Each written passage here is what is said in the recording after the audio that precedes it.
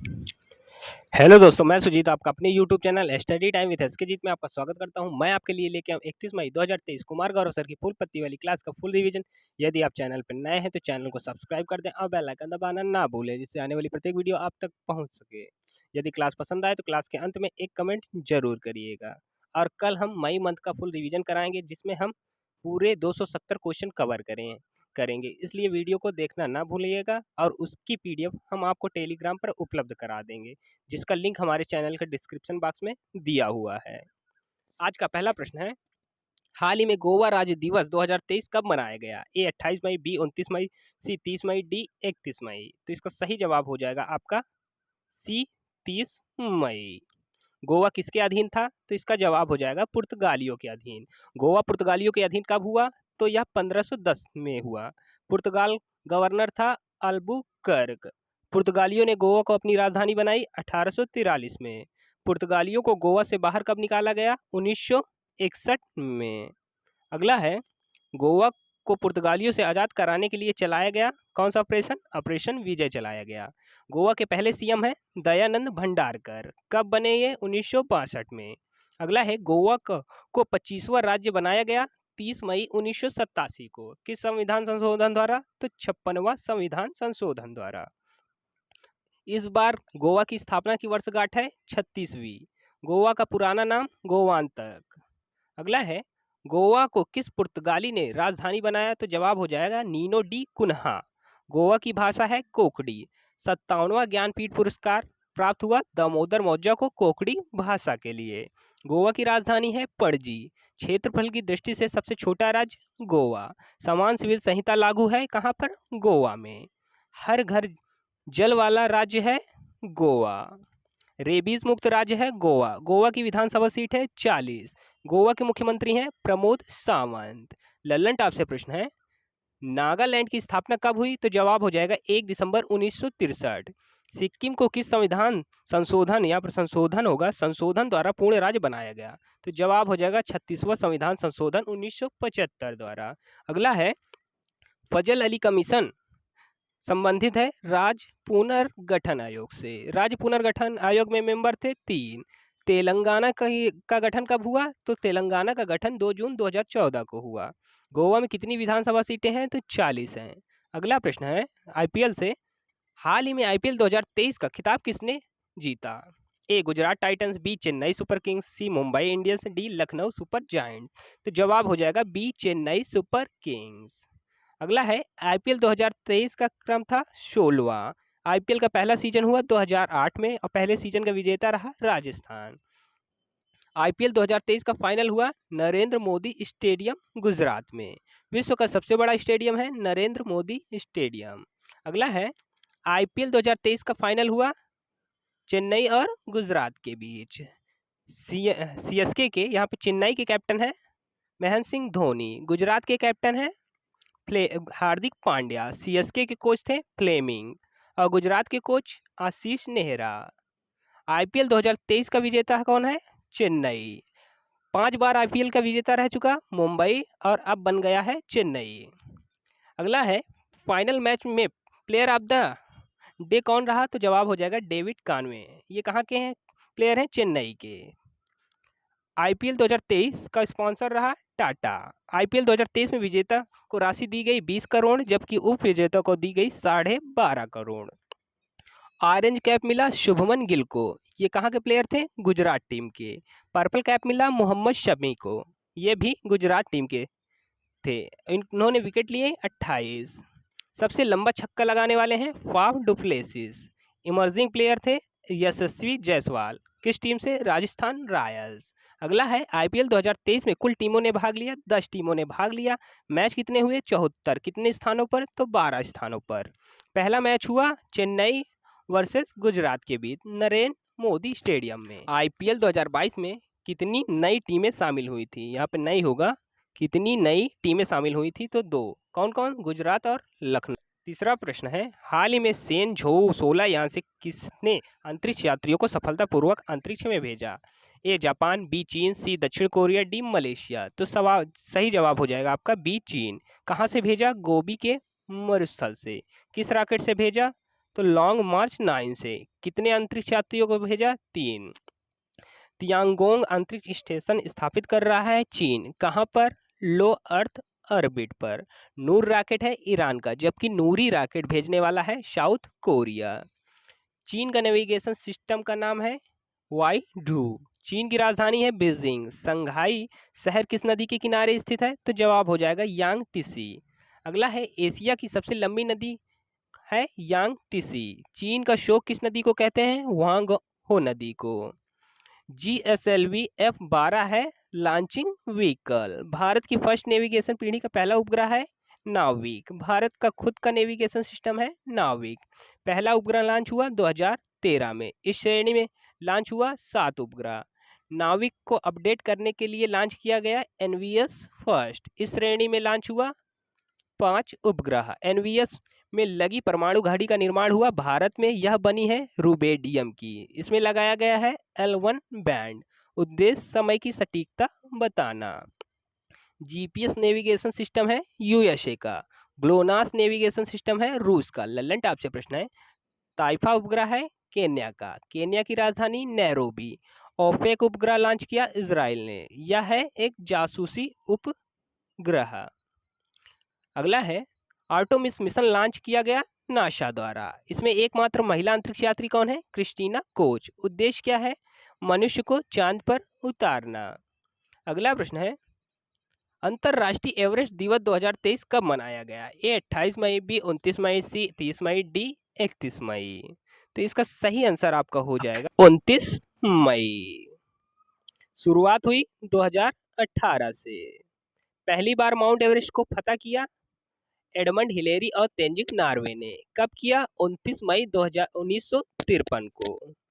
Mount Everest की ऊंचाई है 8,848.86 मीटर। 8,848.86 मीटर।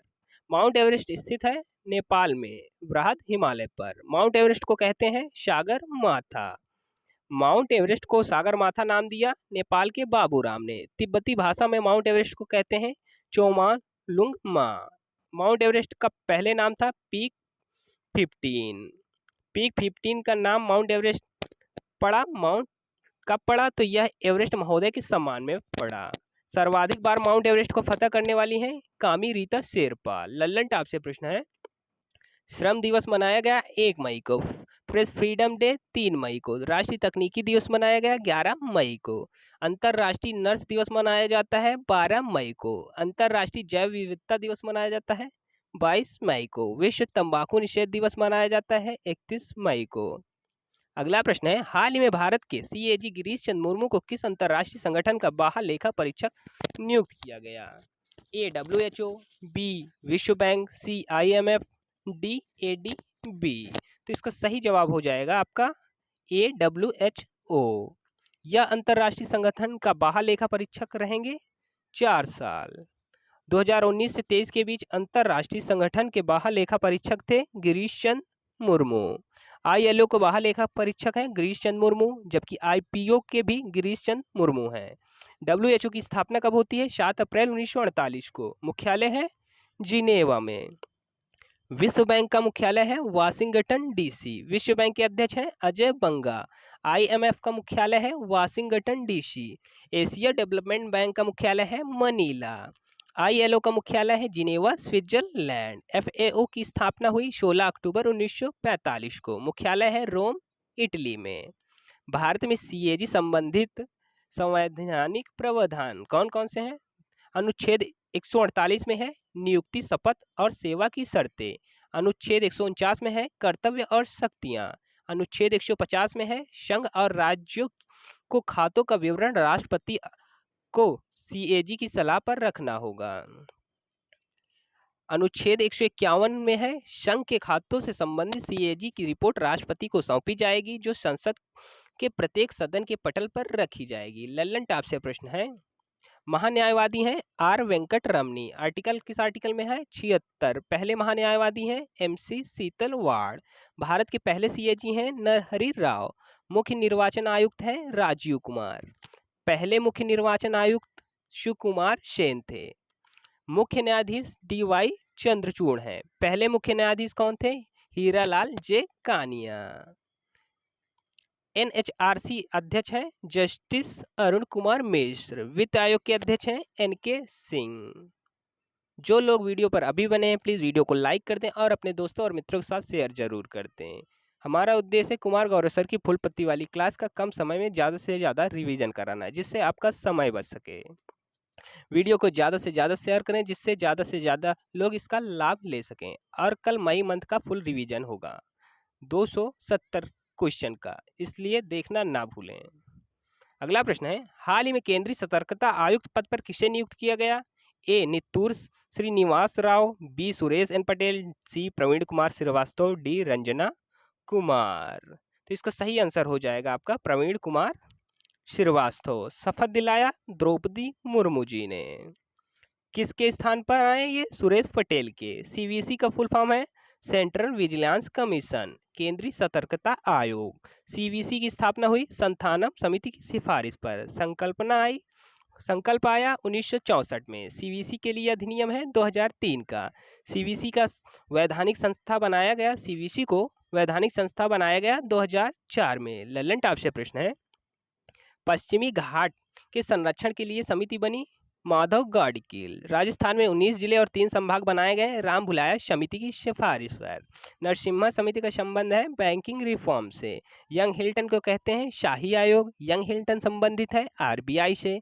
RBI की स्थापना हुई 1934 में, जबकि RBI का राष्ट्रीयकरण हुआ 1 जनवरी 1949 को। इंद्रधनुष का संबंध है बैंकिंग सुधार से। मिशन इंद्रधनुष का संबंध है वैक्सीनेशन से। नाबार्ड की स्थापना होती है शिवरमन समिति की सिफारिश पर। नाबार्ड की स्थापना हुई 12 जुलाई 1982। पश्चिमी घाट का उत्तरी भाग कहलाता है सह्याद्री। अगला है 7वां प्रश्न, हाल ही में महाराष्ट्र के मुख्यमंत्री ने बांद्रा वर्सोवा समुद्री मार्ग का नामकरण किस नाम पर करने की घोषणा की? ए लोकमान्य बाल गंगाधर तिलक, बी वीर Damodar Savarkar, D Vinoba Bhave, D C, यहाँ पे ऑप्शन इधर उधर है, सी विनोबा भावे, डी हो जाएगा बाला साहेब ठाकरे। तो जवाब हो जाएगा बी वीर दामोदर सावरकर। वीर दामोदर सावरकर नाम रखा गया इनकी 140वीं जयंती के उपलक्ष्य में। नई संसद का उद्घाटन हुआ 28 मई को वीर सावरकर जी के जन्म दिवस पर।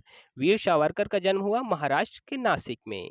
अभिनव भारत की स्थापना की वीर सावरकर जी ने 1904 में। मित्रा मेला वीर सावरकर जी ने स्थापना की। हिंदुत्व हिंदू कौन पुस्तक के लेखक हैं वीर सावरकर। भूदान आंदोलन की शुरुआत की विनोबा भावे ने। पहले व्यक्तिगत सत्याग्रही हैं विनोबा भावे। रेमन मैग्सेसे पुरस्कार पाने वाले पहले भारतीय हैं विनोबा भावे। लल्लन टॉप से प्रश्न है, मुगल गार्डन का नाम बदलकर कर दिया गया अमृत उद्यान। राजपथ का नया नाम है कर्तव्य पथ। कर्तव्य पथ में किसकी प्रतिमा स्थापित हुई? तो जवाब हो जाएगा सुभाष चंद्र बोस की। हैरियट द्वीप स्थित है अंडमान निकोबार में। इसका नया नाम है माउंटेन मणिपुर। औरंगाबाद का नाम बदल कर दिया गया संभाजी नगर। ताजमहल की भद्दी नकल कहते हैं बीबी के मकबरे को। बीबी का मकबरा स्थित है औरंगाबाद में। पॉइंट 5140 पहाड़ी का नया नाम कर दिया गया है गन हिल्स। दिल मांगे मोर लाइन कही कैप्टन विक्रम बत्रा ने। हाल ही में दूरसंचार उपग्रह अरबसैट BADR-8 को किसने सफलतापूर्वक प्रक्षेपण किया? ए स्पेसएक्स, बी न्यू स्पेस, सी ब्लू ओरिजिन, डी वर्जिन गैलेक्टिक्स। तो इसका सही जवाब हो जाएगा स्पेस एक्स। यह है दूरसंचार उपग्रह। अरबसैट BADR-8 को कौन से देश ने लॉन्च किया? सऊदी अरब ने। किस कंपनी ने लॉन्च किया? Space x. किस रॉकेट द्वारा लॉन्च किया गया? फाल्कन 9। इसका वजन है 4500 किलो। यह स्थापित होगा भूस्थैतिक कक्षा में। दूरसंचार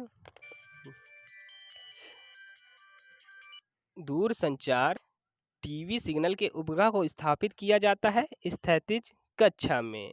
स्थैतिज कक्षा की ऊंचाई है 36,000 किलोमीटर। लल्लन टॉप से प्रश्न है, PSLV C-55 द्वारा किस देश के उपग्रह को भेजा गया? तो जवाब हो जाएगा सिंगापुर। PSLV C-54 द्वारा किस देश के उपग्रह को भेजा गया? तो जवाब हो जाएगा भूटान। अगला है SSLV D2 द्वारा भेजा गया आज़ादी सैट और EOS 07।